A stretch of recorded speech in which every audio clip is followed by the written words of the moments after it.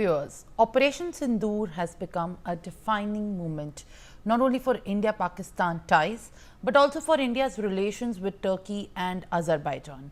As a massive boycott Turkey and Azerbaijan movement has gained momentum in the entire country, with prominent Indian businesses and even politicians voicing support.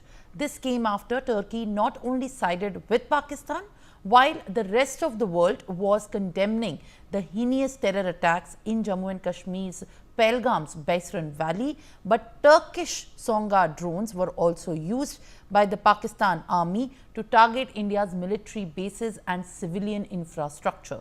All this has led to the widespread call for boycotting the Turkish products, and many are discouraging fellow Indians to avoid travelling to Ankara. Several traders have said that they have now decided to boycott the Turkish apples as well. Moreover, Goa Vilas has also decided not to offer any accommodation services to the Turkish citizens in Goa, in light of Ankara's stand during the India-Pakistan conflict. Some people have even opted for Greece as a suitable travel destination rather than Turkey. Udaipur marble traders have also said that they have ended their business with Turkey for siding with Pakistan at such a crucial juncture. It's not only Turkey, even Azerbaijan came to Pakistan's support and condemned India's Operation Sindoor strikes, which targeted terror camps inside Pakistan. It expressed solidarity with Pakistan during the conflict. As such, people have started avoiding travel to Azerbaijan. Even photographers like Atul Kasbekar have tweeted saying no to Turkey and say no to Azerbaijan. With this coming forward, there is a mass call of boycott. Now, Brian Thomas is joining me with more updates. Brian, what are you in fact picking up as far as this huge call boycotting the trade with the Turkey and Azerbaijan is also gaining momentum as even businesses travel, and there's a lot of back and forth with both of these nations in India is concerned? All right, my colleague Brian will be connected in just a bit, while Sumit P, senior political commentator, is joining me live on the broadcast. Appreciate you joining me on the telecast, sir. How do you view this huge call, I believe, which has been at the center stage by, in fact, many businesses, traders, politicians? There are people in the fashion industry and all across. They are coming together to call for a major boycott of any kind of trade and relations with Turkey and Azerbaijan. This is definitely like coming together of all the sectors of leaders in support of what India continues to resolve and respond to the terrorist acts. Ma'am, it has been around 10 days back. I mean, when this operation was few days, 6-7 days back, when Operation Sindoor was at the peak, I was on your channel. And I think I was one of the first persons who called for a complete ban of Turkish goods, import-export, put duties on them.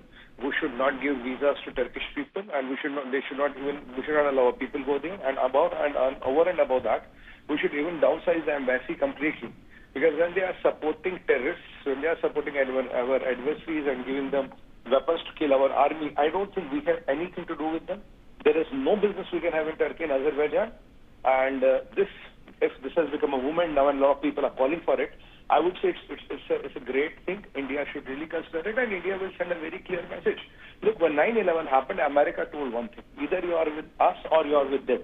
There was nothing called in between, right?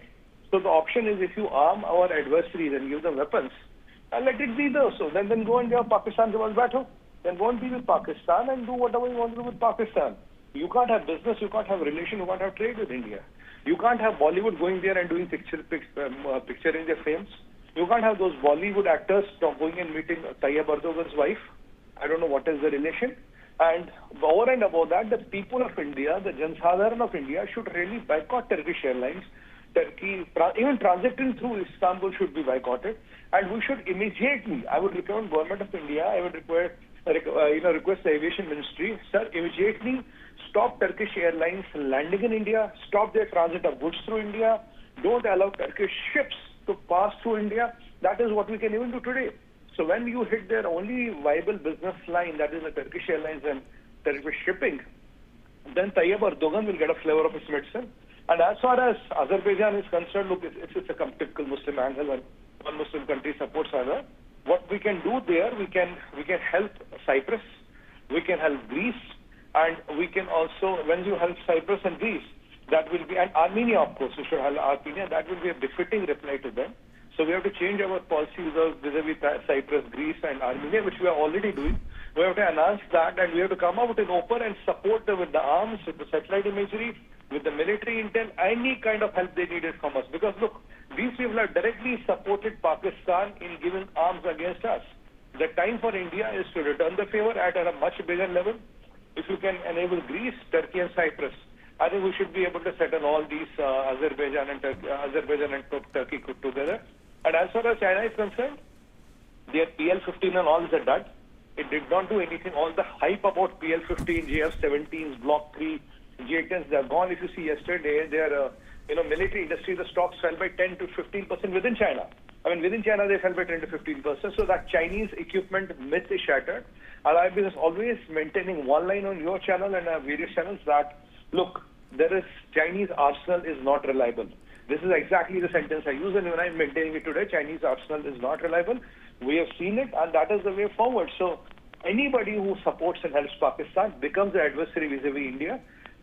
We don't have to always go for a military action, but there are so many options India has on table, and we should use them and use them directly. And after Modi ji's latest, sambhashan or the speech which he gave us, which was basically a policy document for India, after that, I think Ministry of Aviation, Ministry of Shipping, everybody is free. They don't have to even talk to PM. Modi ji has given the direction because these people have helped Pakistan, and it is our national duty to make their lives miserable. I can be as candid and as direct as that. All right. In fact, thank you very much. I'll request you to kindly stay on with me on the telecast. And now what we are learning in the latest is that Hindu American Foundation has slammed California Senator Democrat Alex Padilla for his response statement after the April 22nd Pahalgam terror attack in which 26 civilians were killed. The foundation has said in the statement that the senator ignored the attack entirely and recycled some talking points attacking India's domestic policies. All right, Mr. Peer continues to be with me live on the broadcast. How do you view the Hindu American Foundation's claim on the California senator for in fact avoiding the democratic policies in India, and claims in fact at this point of time when tensions are already high between India and Pakistan? I always want to quote one thing. I mean, there was a beautiful movie called Kashmir Files, and there was one dialogue in the picture which is Krishna Sarkar Kisi Ki View System To Hamara Hai. I mean, that is a fact, that is a reality, Simranji, we live and breathe with today. I mean, there is a Pakistan lobby, there's a Pakistan missionary, there's a Pakistanis who are infiltrated in this. Look, our military doesn't have a PR wing, but the Pakistan Intelligence Agency, ISI, has a full-fledged PR wing called ISPR. They buy people, they lobby people, they cajole people, they blackmail people, they will get into everything. And what the senator is doing is just recycling their garbage, which I agree with you fundamentally. But what American Hindu Foundation has done is the right thing, but I expect them to take it to the next level. It's not only opposing what they have done. You have to put your own counter narrative, you have to put your narrative what the reality is. What they have done is very welcome. And Simranji, if you go beyond, even my YouTube channel has been blocked. I don't know why. I mean, last 5 days I'm not getting any response from anybody. I've escalated to the highest level because they want the nationalistic voices to be muzzled.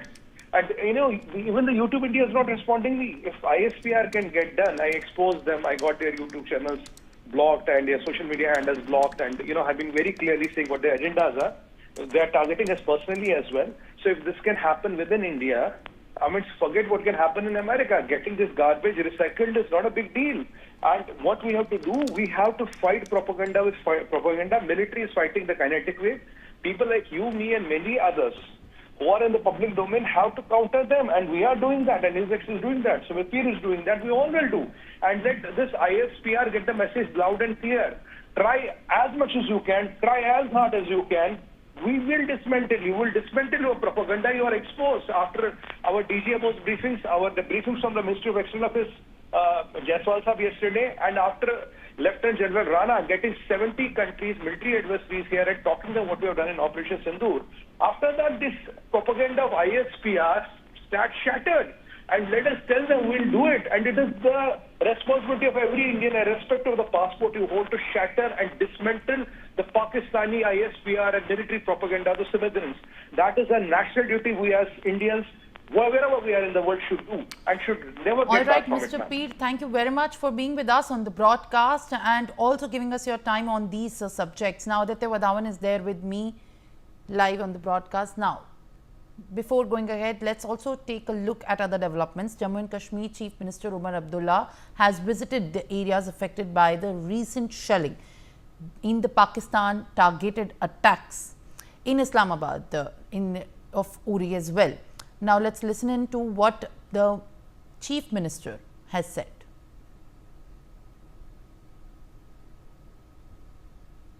All right, viewers, as we can understand that this is the first visit after the Operation Sindoor, while in fact the comments by Prime Minister Narendra Modi on Operation Sindoor has reached an understanding after multiple reports of the ceasefire violations emerged.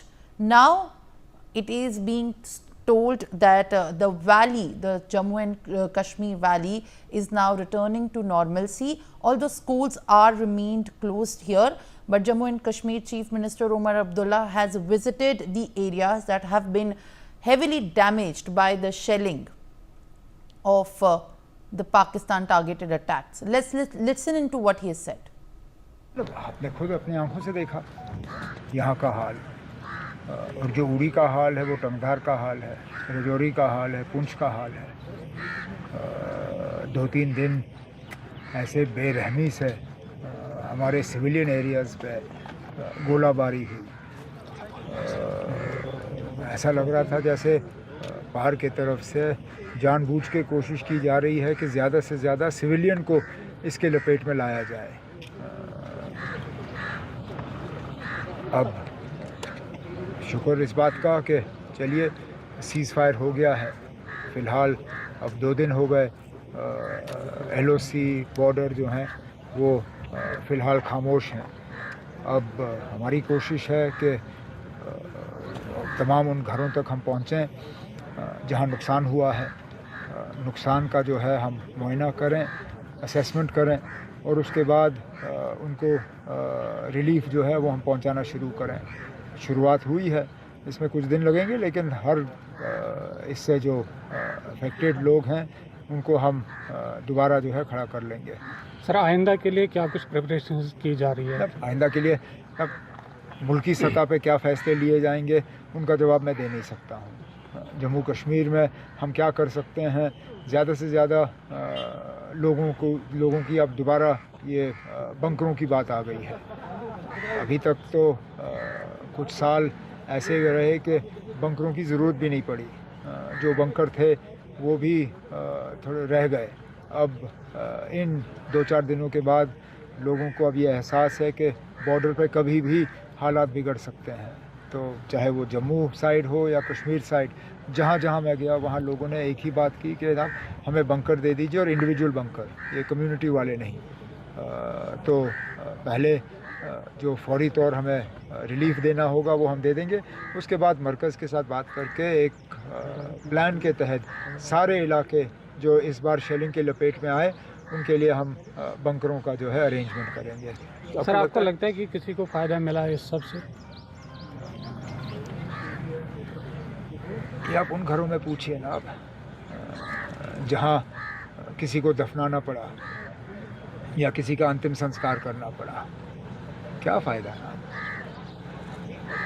ये मैंने पहले दिन से कहा ना, ये झगड़ा हमने शुरू नहीं किया था। ये हमारे लोगों पे, बेगुनाह लोगों पे पहलगाम में हमला हुआ। Ajay Jandal, my colleague, is joining me live with more updates. Ajay, what has been in fact a big take after the visit, which is the first after both the sides have agreed for not to violate the ceasefire, and now as normalcy continues to be restored in the parts of Jammu and Kashmir, while tensions and alert are on the edge as well, what is now going to be the resolution, as many villagers and many people who have been affected demand for compensation? See, government has already started assessing the situation and analyzed that how much loss people have faced in this shelling by the Pakistan forces. But no doubt that the people, those who have lost their life, they will not return. But government is trying its best to provide, compensation to the people, those who have lost their lives, and also the compensation of the properties they have lost. Omar Abdullah is continuously on the move from one location to another, whether it was Jammu, Punch, and now he has reached Uri to meet the people, to grieve, and also to give them support, that give a message to them that we are with you, and whatever Pakistan is doing, forces are giving a tough retaliation to them. But the government is also taking care of the people, those who have lost their properties, and the family members. And he says that the aggression was started from the Pakistan side. Pakistani forces, they first opened fire, which resulted into killing of several civilians and losses to the properties, because it was an intentional attack on the civilian areas by the Pakistani forces. And what he says that we are now assessing the situation, that how many properties are lost, how many people have lost their life, and also the cattle, which basically are died, because cattle are the only bread and butter for the villagers over there on the line of control. So things are in process, and they are. He have assured people that soon we will be providing them compensation and best possible the relief, so that their life can be bring back into the normalcy. All right, Ajay, thank you very much. I'll request you to kindly stay on with us in the telecast. Now, the TTP claims series of the deadly attacks on Pakistani forces under Operation Al-Khandak. Independent verification of these incidents have remained unavailable due to the remoteness of the areas involved and the restricted access. My colleague Ajay Jandyal will provide you more clarity on this.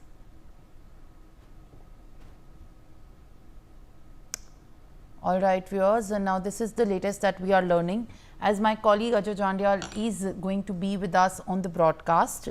And this is what is coming forward at this point of time by the claims of the TTP on the attack on the Pakistani forces.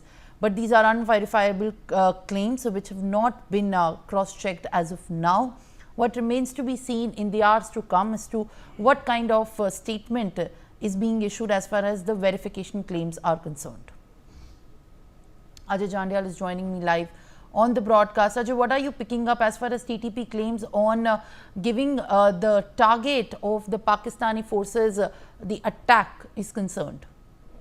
What TTP claims, that they have shared the information that they have targeted more than 12 locations of the Pakistani army, and they neutralized number of Pakistani forces person as well as property damage to the properties as well. This is that our operations against Pakistani forces will continue, as Pakistan Army is also running a military operation against TTP. The thing is that the TTP claims that we don't want any Pakistani Army forces and the Pakistani government's intervention in the area of Khyber Pakhtunkhwa, whether it is north or the southern Waziristan. So that's why they are doing these operations, and Pakistani forces are facing massive damage and losses, in these kind of action of the TTP. All right, Ajay. Thank you very much for being with us on the broadcast. Now, the Indian government has firmly rejected China's latest move to rename some locations in Arunachal Pradesh, calling it a futile and baseless attempt to assert the territorial claims. In a strongly worded statement, External Affairs Ministry spokesperson Randhir Jaiswal has reiterated that Arunachal Pradesh remains an integral and inalienable part of India.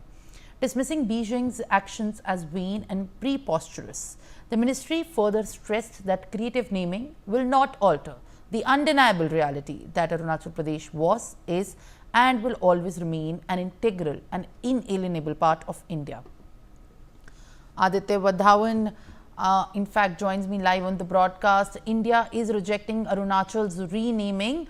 A formal response to this has also been emerged from the MEA. Spokesperson calling this attempt not being useful to the parts of the territory which India identifies Arunachal as. Aditya, what more details are you picking up? Well, absolutely, Simran. The Ministry of External Affairs has clarified the fact that Arunachal was, is, and will remain an integral part of India, and no matter what, the malicious attempt by the Chinese government to rename Arunachal Pradesh would not bring any change about this. The MEA, in strongest of its word, has signaled to China that Arunachal is a key part of India, and nothing will be, the reality cannot be changed by the China if it decides, to rename it.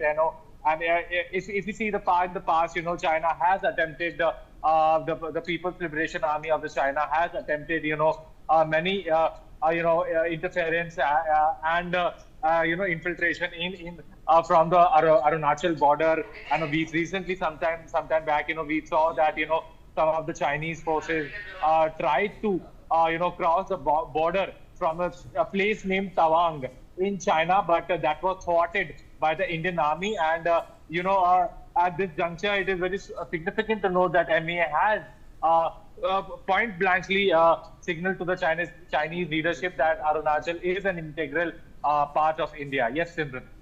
All right, Aditya, thank you very much for adding information. Sanjeev Srivastav joins me live on the broadcast. Sir, appreciate you joining me live on the broadcast. Now, India's response to China's renaming of many locations in Arunachal has been very clear. And this also sends a message to China, which is claiming to be dominant over the territory issues as far as Arunachal Pradesh is concerned. India formally reacting and rejecting the Arunachal's renaming is a big message indeed. How do you view, in fact, the China's attempt to territorize the locations in Arunachal Pradesh? Well, Simran, I think this has been a very regular practice from time to time by China to rename a few parts of our territory, Arunachal Pradesh. Obviously, all such moves in the past too has been outrightly rejected, and India has yet again, when they have renamed a few places again, then India has clearly and determinedly said that Arunachal Pradesh has been, is, and will always remain an integral part of India. And there cannot be anything which any other country can do with regard to our territory. This kind of creative renaming will not change and alter the undeniable realities. And that reality is that this is an integral part of India. So I think this shows the China's expansionist tendencies, and China is known for such kind of expansionist behavior, which they show not only with regard to Indian territories, but also we have seen a similar kind of false territorial claims in South China Sea or the Senkaku Island or several other places. So that is why this kind of a Chinese behavior makes their image in a negative way, and it brings them to obviously in a bad light. And what we have seen, Simran, that in recent times, India-China relationship were having improvement, and but with this kind of renaming of our territory, the Arunachal Pradesh, few places there, will not do any good to the India-China relationship, which is a very significant relationship. And China and India both were nowadays they have had this special representative level talk in Depsong and Demchok and Demchok plains. Disengagement process has been completed.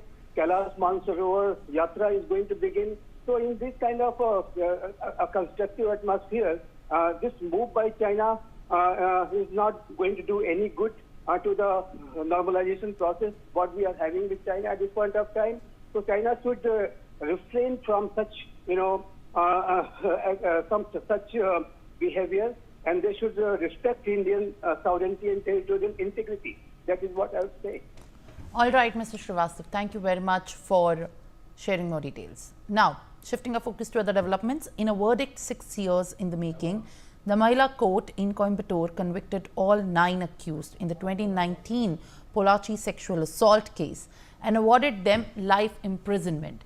The 9 men were found guilty of multiple charges including criminal conspiracy, sexual harassment, rape, gang rape and extortion. Rajkiran is joining me with more details. 2019 Pulachi sexual assault case widens with the all 9 accused sentenced to life term. Rajkiran, what more details are you picking up? Yes, a special Mahila court in Coimbatore today sentenced 9 men to life imprisonment till death. Now this case has come after 6 years. The verdict came after 6 years. In 2019, at the time of Lok Sabha election, this case has come to light, and whereas at that point of time there are many these type of sexual assault cases which has been reported from 2016 till 2018. Continuously, these 9 people used to trap the woman from a different field.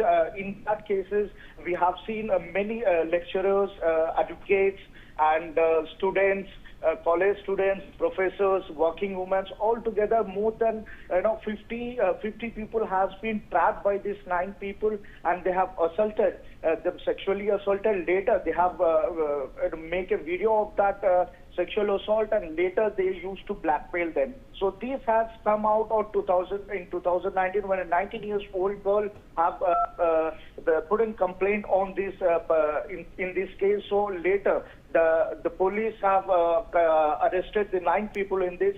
Today they have sentenced to death till death now. All right, Rajkiran, thank you very much for sharing more details and adding information. Now, viewers, with that, more news and updates on the other side. Stay tuned.